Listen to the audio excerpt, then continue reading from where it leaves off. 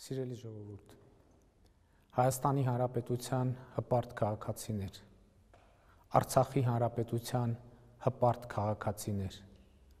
Սփյուռքի հպարտ հայություն։ Արդեն 18 օր շարունակվում է Թուրքիայի և Ադրբեջանի սանձազերծած ահաբեկչական պատերազմը Արցախի դեմ։ Մինչ ռազմաճակատում ստեղծված իրադրությանն անդրադառնալը հարկ եմ համարում ընդգծել, որ այսօր մեզ համար չափազանց կարևոր է հասկանալ ստեղծված ռազմաքաղաքական իրադրությունը, բայց սրա համար էլ նախ պետք է հասկանանք այս պատերազմի ծագման պատճառներն ու պայմանները։ Ղարաբաղի հարցի բանակցային գործընթացում Ադրբեջանը քայլ առ քայլ հասել էր մի կետի, որտեղ ըստ էության հայ ժողովրդի առաջ Ղարաբաղի հայության առաջ դնում էր սեփական իրավունքներից հրաժարվելու պահանջ։ Այդ պահանջի էությունը հետևյալն էր. անհապաղ Ադրբեջանին հանձնել 7 տարածքներից 5-ը, ներկայացնել մնացյալ 2 տարածքները հանձնելու կոնկրետ ժամանակացույց և արձանագրել, որ Լեռնային Ղարաբաղի որևէ կարգավիճակ պետք է լինի Ադրբեջանի կազմում։ Ընդ որում, Լեռնային Ղարաբաղի կարգավիճակի ճշգրտումը որևէ պատճառահետևանքային կապի մեջ չպիտի լիներ տարածքների հանձնման պրոցեսի հետ։ Այսինքն, տարածքներ պիտի հանձնվեն ոչ թե կարգավիճակի, այլ խաղաղության դիմաց, հակառակ դեպքում Ադրբեջանը սպառնում էր պատերազմով լուծել հարցը։ Մեր կառավարությունը, որ բանակցային այս բազան ստացել էր որպես ժառանգություն կամ ավելի ճիշտ բանակցային եզրափակիչ հանգրվան, ըստ էության հրաժարվեց նման ձևով հարցի քննարկումից, որովհետև դա անընդունելի էր։ Այս պայմաններում, երբ մենք փորձում էինք հստակ արձանագրել, որ առանց Արցախի կարգավիճակի որոշակիության հարցի կարգավորումը հնարավոր չէ, Ադրբեջանը մերժում էր կարգավիճակի շուրջ որևէ լուրջ քննարկում, ըստ էության ասելով, որ միակ կարգավիճակը, որ կարող է ունենալ Արցախը, ինքնավար որևէ բան է Ադրբեջանի կազմում, և ըստ էության դրվում էր կառուցակարգերի հիմք, որով Ղարաբաղը պիտի ընդհանրապես հայաթափվեր։ Միևնույն ժամանակ Ադրբեջանը զարգացնում էր ռազմական հռետորաբանությունը և հայատյաց քարոզը։ Վերջին 2.5 տարվա ընթացքում մենք բարեփոխումներ և վերազինումներ իրականացրինք մեր բանակում, փորձելով իրական պայմաններ ստեղծել Ղարաբաղի հարցը չունի ռազմական լուծում կանխադրույթի համար։ 2020 թվականի հուլիսին տեղի ունեցած Տավուշյան հաղթական մարտերը ապացուցեց շատերի համար անսպասելին։ Ադրբեջանական բանակը ի վիճակի չէ ռազմական ճանապարհով լուծել Ղարաբաղի հարցը։ Այս արձանագրումը ցնցող նշանակություն ունեցավ ոչ միայն Ադրբեջանի, այլև բազմաթիվ այլ երկրների և առաջին հերթին Թուրքիայի համար։ Հուլիսյան մարտերից անմիջապես հետո սկսվեցին թուրք-ադրբեջանական աննախադեպ ծավալի զորավարժություններ։ Մեծաթիվ թուրքական զորախումբ և ռազմական տեխնիկա տեղափոխվեց Ադրբեջան։ Զորավարժությունների ընթացքում նրանք կրկին համոզվեցին, որ Ադրբեջանի բանակը ի վիճակի չէ մոտ ապագայում կոնկրետ խնդիրներ լուծել, և Թուրքիան որոշեց, որ այլևս ինքը պետք է զբաղվի Ղարաբաղի հարցի լուծման։ Տեղի ունեցավ աննախադեպ մի բան. Թուրքիան բացահայտ և հրապարակայնորեն սկսեց սպառնալ Հայաստանին, զուգահեռ մեծ թվով ահաբեկիչների և վարձկանների Սիրիայից տեղափոխելով Ղարաբաղյան հակամարտության գոտի, հասկանալով, որ միայն Ադրբեջանի բանակի ուժերը բավարար չեն լինելու իրենց խնդիրը լուծելու համար։ Այս իրավիճակում մենք փորձեցինք գործի դնել ռազմավարական զսպման մեխանիզմներ, այն պարզ հաշվարկով, որ եթե Թուրքիան Հարավային Կովկասում հասնի իր նպատակներին, դա անխուսափելիորեն հանգեցնելու է իրադարձությունների շղթայական ռեակցիայի եւ հետեւաբար տարածաշրջանային եւ արտատարածաշրջանային այն երկրները, որոնք անխուսափելիորեն դառնալու են այդ ապակայունացման օբյեկտ, պետք է ռազմավարական զսպման գործողություններ ձեռնարկեն։ Այս փուլում սակայն արձանագրվեց մի տարօրինակ հանգամանք։ Ռազմավարական զսպման հնարավորություն ունեցող մի շարք երկրներ պատշաճ չգնահատեցին վտանգը, հարցը շարունակելով դիտել միայն Ղարաբաղի հակամարտության համատեքստում եւ ըստ էության համարելով, որ տարածքներ խաղաղության դիմաց բանաձևն է, որ կարող է փրկել իրադրությունը։ Սա իհարկե անընդունելի լինելով մեզ համար շատ նման է 1938 թվականի Մյունխենյան համաձայնությանը, երբ իբր հանուն խաղաղության եվրոպական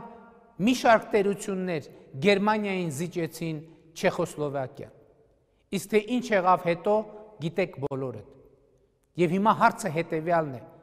արդյոք աշխարհը թույլ է տալու մի նոր Հիտլերի ձևավորումը այս անգամ փոքր Ասիայում։ Պատերազմը ընդդեմ Արցախի մեկնարկեց մեզ համար ոչ անսպասելի կերպով։ Մենք գիտեինք եւ սպասում էինք, հարցն այն էր, թե կոնկրետ որ ժամին եւ որտեղից կհարձակվի թշնամին։ Արցախի պաշտպանության բանակը իսկապես առաջին վայրկյաններից հերոսական կռիվ է տալիս։ Թուրք-ադրբեջանա-ահաբեկչական վարձկանների դաշինքը ձեռնարկեց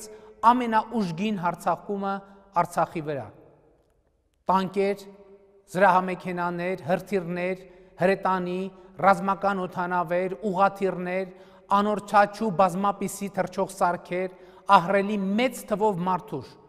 ներառյալ մի քանի հազար հատուկ ջոկատայիններ Թուրքիայից եւ ըստ որոշ տեղեկությունների Պակիստանից, ինչպես նաեւ վարձկաններ եւ ահաբեկիչներ Սիրիայից։ Հակառակորդը առաջին շաբաթվա ընթացքում չունեցավ ոչ մի ռազմավարական եւ տարածքային հաջողություն, ու սա այն պայմաններում, երբ չուներ մատակարարման եւ մարդուժի ոչ մի սահմանափակում, իսկ Արցախը եւ Հայաստանը գործում էին ըստ էության շրջափակման պայմաններում։ Այս ընթացքում հակառակորդը հսկայական քանակի զինտեխնիկա կորցրեց, մեծ թվով զոհեր տվեց, բայց այդ զոհերի մի մասը վարձկան ահաբեկիչներ էին, ինչը ամենևին ծանր չէին տանում Ադրբեջանում։ Մինչդեռ մեր ամեն կաթիլ արյունը մրմուրով է պատում մեզ բոլորիս։ Էլ չեմ ասում այդ ահռելի թվով զոհերը, որ արդեն իսկ ունենք այս պահին։ Հետակա կորուստները կանխելուն էր ուղղված նախորդ ուրբաթ Մոսկվայում ընդունված հայտարարությունը եւ այդ process-ին մեր մասնակցությունը, որը նախատեսում էր հումանիտար հրադադար, դիակների, գերիների եւ պահվող անձանց ամբողջական փոխանակում,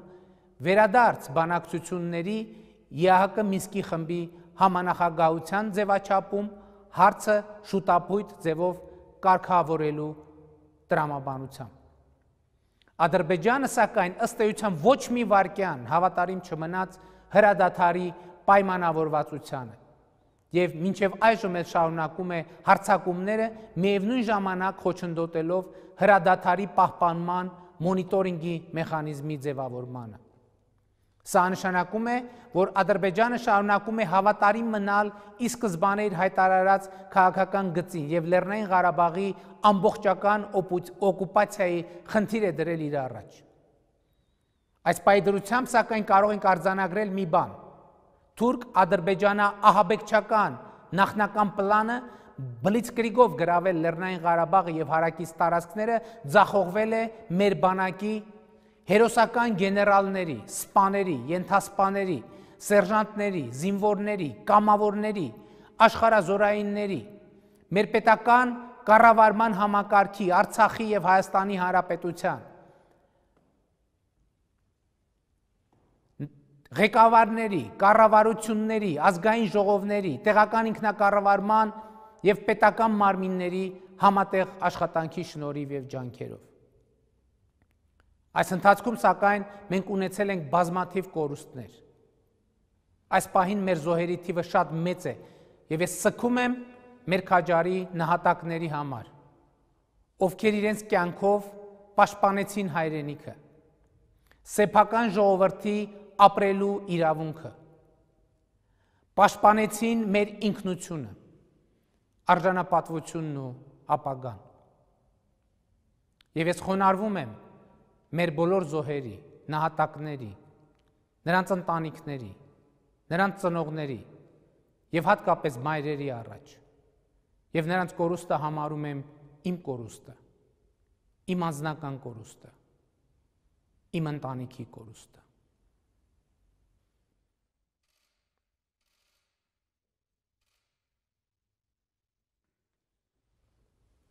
Սիրելի ժողովուրդ,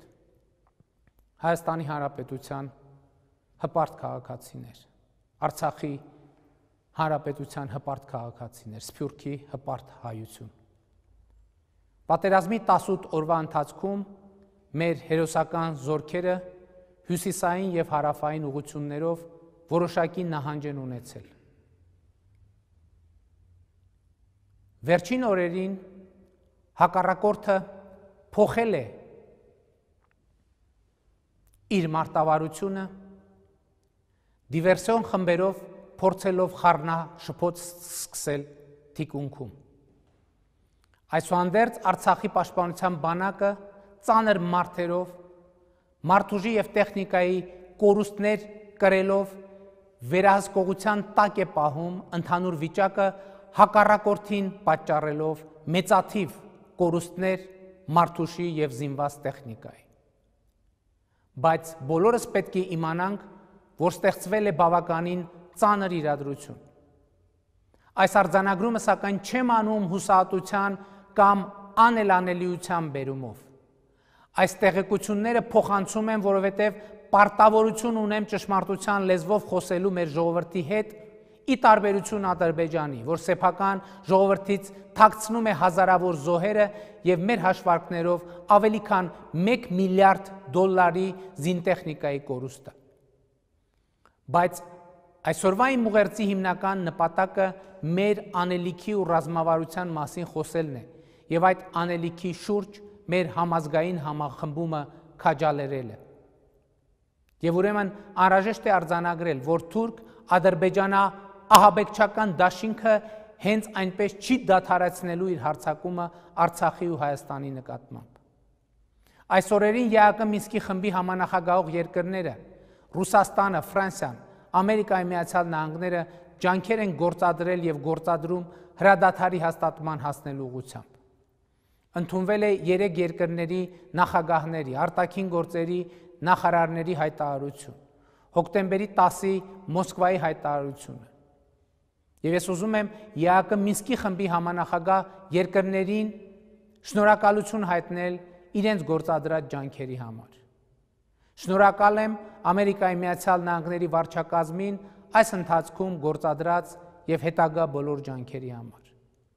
Շնորհակալ եմ Ֆրանսիային եւ նախագահ Էմանուել Մակրոնին պատերազմի սանձազերծման հենց առաջին օրերից իրենց անունով կոչելու վճռակալության եւ հետագա ջանքեր գործադրելու պատրաստակամության համար։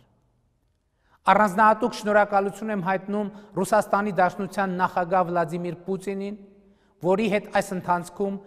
ինտենսիվ կապ ենք պահպանել։ Այս օրերին Ռուսաստանը կարողացավ բարձր մակարդակով կատարել ԵԱՀԿ Մինսկի խմբի համանախագահի եւ Հայաստանի ռազմավարական դաշնակցի իր դերը եւ համոզված եմ այս դերակատարումը կիրականացվի միանշանակ եւ աներկբա հայ եւ ռուս ժողովուրդների բարեկամության լավագույն ավանդույթների համաձայն։ Եւ մենք հավատարիմ լինելով Լեռնային Ղարաբաղի հարցի խաղաղ կարգավորման տրամաբանությանը, ուզում եմ ընդգծել վերին աստիճանի կառուցողական ենք լինելու ներդրվող դիվանագիտական ջանքերը արդյունավետ դարձնելու համար։ Այս ջանքերը սակայն մինչև օրս բավարար չեն եւ հասնել անշրջելի հաղթանակի Ղարաբաղի հարցի վերջնական լուծման Լեռնային Ղարաբաղի ժողովրդի ինքնորոշման իրավունքի ճանաչման։ Մեր հզոր նախնիների, Արտաշես արքայի, Տիգրան Մեծի, Աշոտ Երկաթի, Արամ Մանուկյանի, Հովանես Բաղրամյանի, Մոնթե Մելքոնյանի, Վազգեն Սարգսյանի, մեր մյուս նահատակների եւ հերոսների հոգիները, ոգին եւ ուժը մեզ հետ են այսօր։ Այսօր հայությունը համախմբված է քան երբևէ։ 100 հազարավոր հայեր այս օրերին ֆինանսական, տնտեսական, լրատվական, քաղաքական աջակցություն են ցուցաբերում Հայաստանին եւ Արցախին։ Սփյուռքի հարյուրավոր համայնքներում այս օրերին մեր հայրենակիցները համերաշխության, բողոքի ու աջակցության բազմահազարանոց խաղաղ հավաքներ են անում, օրակարգում ունենալով երկու կոնկրետ հարց՝ Արցախի անկախության միջազգային ճանաչում, թուրք-ադրբեջանա-ահաբեկչական ագրեսիայի դատապարտում։ Սա մեր համազգային համախմբման կուլմինացիան է,